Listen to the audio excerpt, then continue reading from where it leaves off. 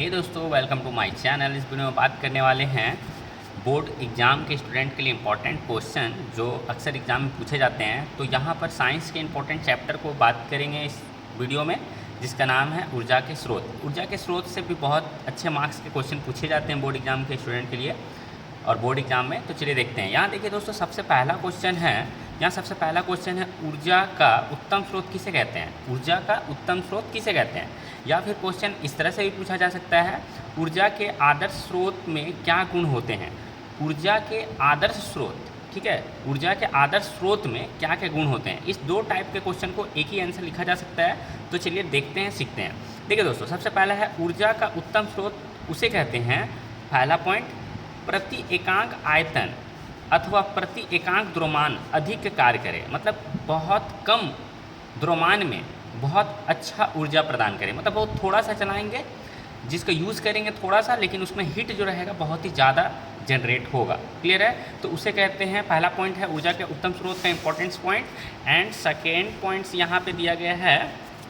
Second points है भंडारण तथा परिवहन में आसानी होती है। देखिए, भंडारण और परिवहन में आसान। भंडारण मतलब उसको रखा जा सकता है बहुत अच्छा तरीक़े से, और परिवहन मतलब एक जगह से दूसरे जगह तक ले जाया जा सकता है बहुत ईजी तरीके से। तो बोल रहा है ऊर्जा के उत्तम स्रोत क्या है। मतलब ऊर्जा जो है उसका सबसे उत्तम स्रोत है, पहला है प्रति एकांक द्रव्यमान में अधिक कार्य करे, और दूसरा पॉइंट है भंडारण और परिवहन बहुत अच्छा हो। तीसरा है सरलता से सुलभ हो सके, मतलब सरलता से मिल जाए, ईजिली आपको प्राप्त हो जाए। ठीक है। और वह अगला पॉइंट है वह सस्ता भी हो। देखिए, सस्ता भी होना चाहिए। ऊर्जा का उत्तम स्रोत उसे कहते हैं जो कि कम क्वांटिटी जलाएंगे, यूज़ करेंगे, मतलब हीट जनरेट ज़्यादा होगा। भंडारण और परिवहन मतलब रख रखाव और एक जगह से दूसरा जगह ले जाना आसान होगा।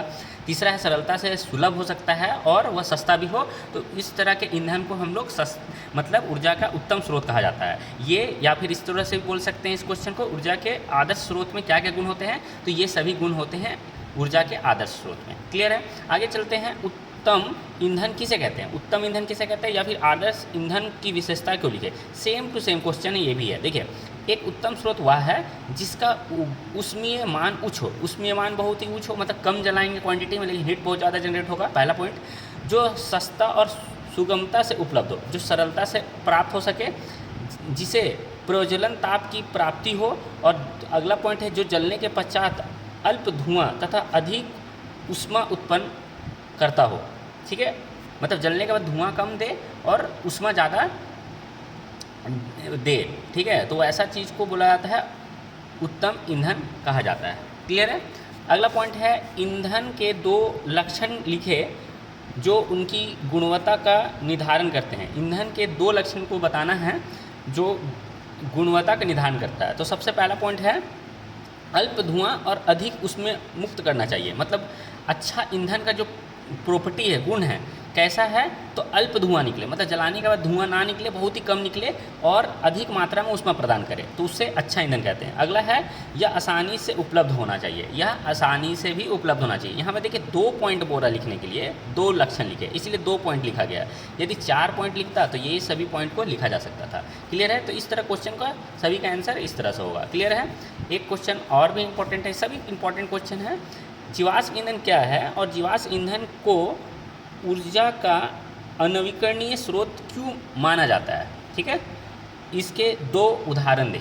तो देखिए, पेड़ पौधे एवं जंतु के अवशेष करोड़ों वर्ष तक पृथ्वी के अंदर दबकर ऑक्सीजन की अनुपस्थिति में, देखिए क्या बोला जा रहा है, जीवाश्म ईंधन किसे कहते हैं, तो पेड़ों एवं जंतु के अवशेष करोड़ों वर्ष तक पृथ्वी के अंदर दबकर ऑक्सीजन की अनुपस्थिति में अधिक ताप और दाब के कारण ईंधन में परिवर्तित हो जाता है। क्या बोला जा रहा है, पेड़ पौधा जंतु जो है किसी कारण बस पृथ्वी के ज़मीन के अंदर बहुत दब गया, और ठीक है ना, हाई टेम्परेचर और हाई प्रेशर के कारण, और ऑक्सीजन नहीं मिला, तो इससे वो धीरे धीरे क्या चीज़ में बदल गया, ईंधन में बदल गया। ठीक है, इसे ही ईंधनों की जीवाश्म कहते हैं। मतलब ईंधनों को जीवाश्म ईंधन कहा जाता है, ऐसे ईंधन को जीवाश्म ईंधन कहा जाता है। अगला पॉइंट है, जीवाश्म ईंधन के बनने की प्रक्रिया अत्यधिक धीमी होती है। देखिए, जीवाश्म ईंधन जो बनता है, इसका जो प्रोसेस होता है, प्रक्रिया जो होता है, बहुत ही लॉन्ग टाइम का होता है, बहुत ही समय लगता है, मतलब करोड़ों वर्ष। देखिए, करोड़ों वर्ष का समय लगता है। जीवाश्म ईंधन के समाप्त हो जाने से, जीवाश्म ईंधन जो है वो समाप्त हो जाने से पृथ्वी पुणे से पुनः नए जीव जीवाश्म ईंधन की को तीव्रता से नहीं बना सकता है। मतलब एक बार करोड़ों वर्ष लगा उसको बनने में, और उसे यदि हम ख़त्म कर देंगे तो उसको फिर से करोड़ों वर्ष हम लोग के पास टाइम थोड़ी है उसको बनने में वेट करना, ठीक है। तो ये बोल रहा है पृथ्वी पुनः नए जीवाश्म ईंधन को तीव्रता से नहीं बना सकती है, इसलिए जीवाश्म ईंधन को ऊर्जा का अनवीकरणीय स्रोत कहा जाता है। अनवीकरणीय स्रोत वैसे सोर्स को कहा जाता है, ऊर्जा के स्रोत को, जो इसको एक बार यूज़ कर लेने के बाद दोबारा हम उसे यूज़ नहीं कर सकते हैं। तो इस टाइप के ईंधन को मतलब स्रोत को अनवीकरणीय स्रोत कहा जाता है, ठीक है।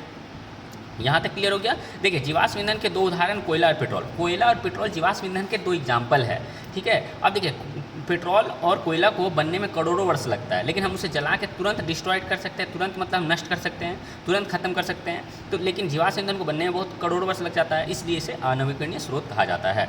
तो हमको यहाँ तक के 4 नंबर क्वेश्चन हम लोग किए। 5 नंबर क्वेश्चन पे देखते हैं, जीवाश्म ईंधन की क्या हानियाँ हैं। जीवाश्म ईंधन की क्या हानियाँ हैं। जीवाश्म ईंधन जो है जो जीव जंतुओं से बनता है, करोड़ों वर्ष का टाइम लगता है, सो जीवाश्म ईंधन कहते हैं। तो जीवाश्म ईंधन की क्या हानियाँ हैं, जीवाश्म ईंधन का हानि क्या है। तो देखिए जीवाश्म ईंधन ऊर्जा के अनवीकरणीय स्रोत है। यदि हम इन ऊर्जा स्रोत को उपयोग इसी तरह से करते रहेंगे तो इनके भंडारण शीघ्र ही समाप्त हो जाएंगे। देखिए इसका हानि क्या है। अनवीकरणीय स्रोत बहुत इंपॉर्टेंट तो है, लेकिन इसका हानि क्या है। हानि यही है भाई, यदि हम इसको यूज़ लगातार करेंगे स्पीड में तो क्या होगा, आने वाले समय में हमारा फ्यूचर जनरेशन के जो बच्चे होंगे वो नहीं देख पाएंगे जीवाश्म ईंधन को। क्लियर है। आगे है जीवाश्म ईंधन के जलने पर मुक्त होने वाली कार्बन नाइट्रोजन तथा सल्फर के ऑक्साइड अम्लीय होते हैं, इससे अम्ल वर्षा होती है। देखिए इसमें प्रॉब्लम क्या है, मतलब जीवाश्म ईंधन का, कि इसके जलने के बाद क्या होगा, कार्बन नाइट्रोजन सल्फर जैसे गैस निकलता है जो अम्लीय वर्षा को बनाता है, मतलब अम्लीय वर्षा होती है, इनसे ही अम्लीय वर्षा होती है। तो अम्लीय वर्षा किसे कहते हैं, यदि वर्षा का पानी, देखिए अम्लीय वर्षा किसे कहा जाता है समझिए, वो यदि वर्षा का पानी 5.6 pH से कम मापा जाता है, मतलब 5.6 से pH वैल्यू 5.6 से कम होता है वर्षा का पानी का pH वैल्यू, तो उसे अम्लीय वर्षा कहते हैं। ये भी इंपॉर्टेंट क्वेश्चन पूछा जाता है, अम्लीय वर्षा किसे कहते हैं, तो ये क्वेश्चन हो गया। क्लियर है। जो हमारे जल तथा मृदा के संसाधन को प्रभावित करती है, जो जल और मृदा के संसाधन को प्रभावित करती है। अम्लीय वर्षा क्या है, हानि इसका यही है कि ये सल्फर कार्बन जैसे गैस से अम्लीय वर्षा होता है, और जो अम्ल वर्षा होगा जिसका pH वैल्यू बहुत ही कम रहता है, एसिडिक होता है, यदि वो बारिश बनकर ज़मीन पर गिरेगा तो यदि नदी नाला समुद्र सब जगह गिरेगा और वहाँ पे रहने वाले जो जीव जंतु है, पानी के अंदर रहने वाले जीव जंतु है, उसको नष्ट करेगा, ठीक है। तो वो मर सकता है। और अगला पॉइंट है मृदा में, यदि मिट्टी पे बारिश होगा, मिट्टी में गिरेगा, खेत खलिहान में गिरेगा, तो खेत में गिरेगा तो जब फसल रहेगा फसल नष्ट होगा।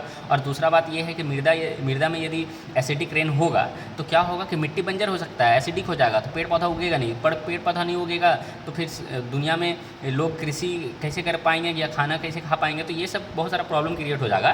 तो जीवाश्म ईंधन की ये सब हानियाँ होता है। तो होप आपको ये वीडियो बहुत अच्छा से समझ आया होगा, जितने भी मैंने क्वेश्चन समझाया है, और इसी तरह से मैं क्वेश्चन हमेशा बनाता रहूँगा। और यदि आप एक स्टूडेंट है तो आपको मेरे चैनल पर बहुत इंफॉर्मेटिव एजुकेशनल वीडियो मिलता रहेगा, जिससे आपका नॉलेज इंक्रीज होगा, ठीक है। तो होप आपको ये वीडियो अच्छा लगा है तो ज़रूर इसे लाइक करें, और यदि किसी भी तरह का सुझाव है मेरे इस चैनल को लेकर तो आप ज़रूर कमेंट में बताइए, और ताकि और भी मैं क्वेश्चन और भी अच्छे वीडियो आपके साथ शेयर कर सकूँ। मिलते हैं इसी तरह के इंफॉर्मेटिव एजुकेशनल वीडियो के साथ। Thanks for watching.